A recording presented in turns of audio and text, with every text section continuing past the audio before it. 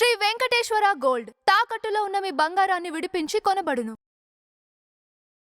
నమస్తే సార్. నమస్తే సార్, నిన్న జగన్ గారు పల్నాడుకి వెళ్ళారు. సో పల్నాడు వెళ్ళినప్పుడు ఒక ఇద్దరు వ్యక్తులు చనిపోయారు. ఓకే. చనిపోతే ఈరోజు ప్రెస్ మీట్ పెడతా అని చెప్పేసి నిన్న అనౌన్స్మెంట్ చేశారు.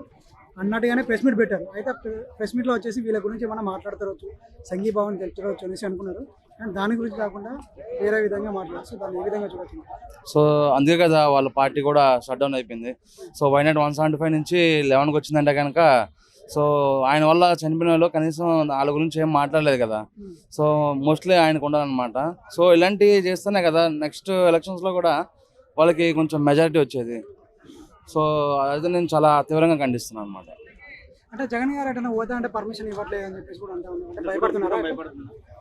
అంటే కూటమి భయపడుతున్నారని ఏం లేదు. సో ఆల్రెడీ ఇలా ఇన్సిడెంట్స్ అయినాయి కదా. సో ఫర్దర్ కూడా ఇలాంటి ఇన్సిడెంట్స్ ఏం అవ్వకుండా ఉండడానికి వాళ్ళు మోస్ట్లీ పర్మిషన్స్ ఇవ్వట్లేదు అనుకుంటున్నాను నేను. ఆ ఇన్సిడెంట్లు ఇప్పుడు అయ్యాయి, ఇంతకుముందు అవ్వలే కదా. ఇంతకుముందు అవ్వలే, కరెక్టే. ఇంతకుముందు వాళ్ళు పవర్లో ఉన్నారు, ఇప్పుడైతే వాళ్ళు పవర్లో లేరు కదా.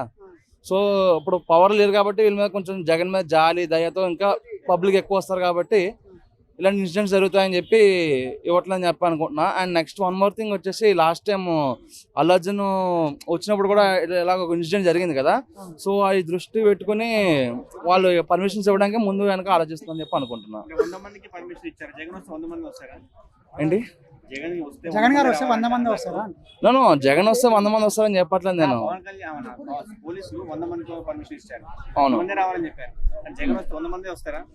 అసలు ఒక బెటాలియన్ దిగినా కూడా సరిపోదు ఒక విధంగా చెప్పాలంటే. ఎందుకంటే అక్కడ ఉన్నది జగన్ కాదు, గన్ అక్కడ. సో దాని తగ్గట్టే వాళ్ళు పర్మిషన్స్ కూడా ఇవ్వాలి. ఇంకోటి పవన్ కళ్యాణ్ అనే వ్యక్తి డిప్యూటీ సీఎం కాకముందు మహిళలుగా ఉంటే చాలా రెస్పెక్ట్ ఇచ్చి వాళ్ళని ఎక్కువ మాట్లాడుతున్నవాడు. ఇప్పుడు అధికారులు రాగానే మొన్న కుప్పం ఇష్యూ జరిగినప్పుడు కూడా సైలెంట్ అయిపోయారు. ఇంతవరకు రెస్పాండ్ అవ్వలేదు. ఎట్లా చూడొచ్చు పవన్ కళ్యాణ్ అప్స్కండ్ అవ్వలేదు అని చెప్పి అన్నాం కాదు. ఆల్రెడీ కుప్పంలో చంద్రబాబు నాయుడు గారు ఆల్రెడీ దానికి తగ్గట్టు ఒక కమిటీని ఏర్పాటు చేయడం, అలాగే దానికి తగ్గట్టు పనిష్మెంట్ ఇవ్వడం కూడా మనం సోషల్ మీడియాలో డైరెక్ట్ మనం మీడియాలో కూడా చూసుకుంటున్నాం కదా.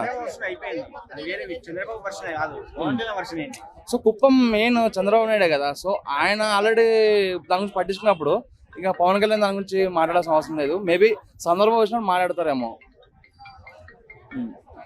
సో ఇప్పుడు 1 ఇయర్ పరిపాలన ఏ విధంగా ఉంది మరి? నన్ను అడిగితే చాలా బాగుందని చెప్పి అనుకోవచ్చు, ఫెంటాస్టిక్. సో ఈ 1 ఇయర్లో కూడా మంచి వర్షాలు గట్రా పడితే కనుక మనం 100కి 100 మార్కులు వేసేసి అని చెప్పి ఉంది. ఎందుకంటే ఒకసారి చంద్రబాబు నాయుడు వస్తే కనుక కొంచెం వర్షాలు పడవు అని ఒక నెగిటివ్ ఇంపాక్ట్ ఉంది కదా. సో వర్షాలు పడితే కనుక మనం 100% మార్క్స్ అయితే ఇవ్వచ్చు. సో మరి ఇప్పుడు వైసీపీ కార్యకర్తల్ని కానీ చాలా మందిని అరెస్ట్ చేస్తున్నారు. సో ఇంతకు ముందు అట్లా జరిగింది, ఇప్పుడు అట్లా జరుగుతుంది. అంటే కక్షపూరిత రాజకీయాలు జరుగుతున్నాయి అనుకోవచ్చు. అఫ్ కోర్స్ ఆల్రెడీ కొంచెం భాగం అయితే ఉంటుంది కదా. సో లాస్ట్ టైం టీడీపీ వాళ్ళని చాలా మంది హింస చేయడం జరిగింది.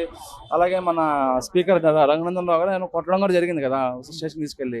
సో ఎంత కొంత వాళ్ళైతే తీసుకోవాలి కదా. మేబీ రెడ్ బుక్ అనే పేరు పెట్టినప్పుడు దాన్ని అమలుపరచకపోతే దాన్ని రెడ్ బుక్ ఎందుకు అంటారు, దాన్ని వైట్ బుక్ అంటారు. కానీ అంటే ఇప్పుడు జగన్ గారు కూడా అంటున్నారు మనం కూడా బ్లూ బుక్ చేద్దాం, సముద్రాలు దాటినా కానీ వాళ్ళని ఏకొచ్చి మరి సప్త సముద్రాలు దాటినా కూడా వాళ్ళని శిక్షిద్దామని మన ఇక్కడ జగన్ గారు కూడా చెప్తారు.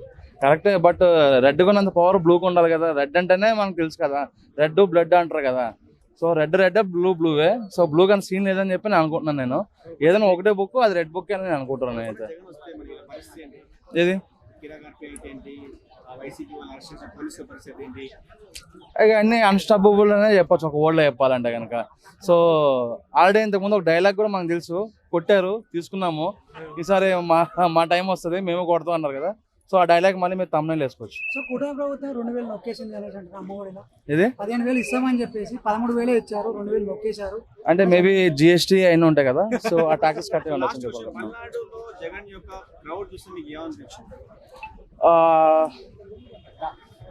ఇప్పుడు ఏదో ఎట్లా చెప్పాలంటే మీకు first day morning show Pawan Kalyan tickets కోసం జనాలు ఎట్లా ఎదురు చూస్తారో దానికి డబుల్ ఉందని చెప్పి అనుకోవచ్చు. మేబీ జగన్ గారు పాలిటిక్స్ వదిలేసి రాజకీయాల్లోకి వస్తే బెటర్ అని చెప్పి అనుకుంటాను. వస్తే బెటర్. జగన్ గారు రాజకీయాల బదులు సినిమాల్లో కూడా యాక్ట్ చేస్తే ఆయన కూడా మంచి స్టామినా ఉంటుందని చెప్పి నేను అనుకుంటున్నాను. నేను ఆల్రెడీ పవన్ కళ్యాణ్ గారు పాలిటిక్స్ ఉన్నారు కదా. సో జగన్ గారు కొంచెం రొటీన్గా ట్రై చేస్తే బాగుంటుంది.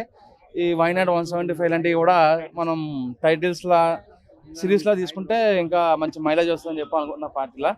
సో అలాగే మన షర్మిల గారికి సపోర్ట్ కూడా ఈసారి ఉంటే మేబీ 175 జరగచ్చని చెప్పి అనుకుంటున్నాం. కొట్టారు, తీసుకున్నాం, మాకు టైం వస్తుంది, మేము కొడతాం.